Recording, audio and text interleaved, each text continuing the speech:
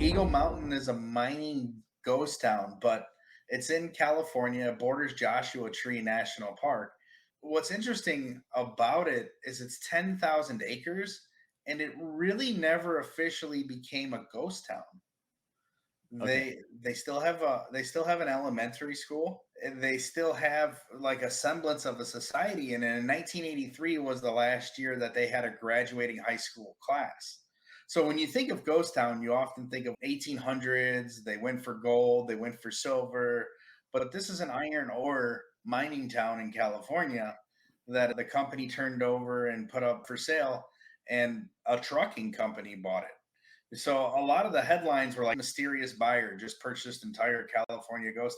The buyer's not really that mysterious. The buyer is a family that owns a trucking transportation company that's in California, and they transport waste and raw materials. They created a pickup art in 1966 in California, and then from there they realized they needed trucks to bring in the parts, and they ballooned into 600 trucks as a company. Everybody says it's this mysterious company. The only mystery is like, why would you spend $22 million on some dirt, 10,000 acres? But what have they actually bought? So how do you buy an entire town? I mean, everyone who lives in that town is renting They bought the mineral rights and the land. because the town was owned by a mining company and basically they built the houses so that the people working there could live in them. I'm going to guess that if they're a large trucking company, then and they're interested in parts and material, and this place is rich in iron ore, well, that's good for making parts. So maybe they want to get into parts manufacturing.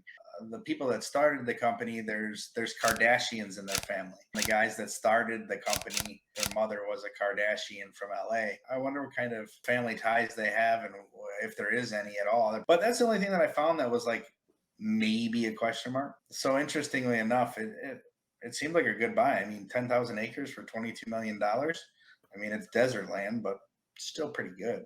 Rich in minerals.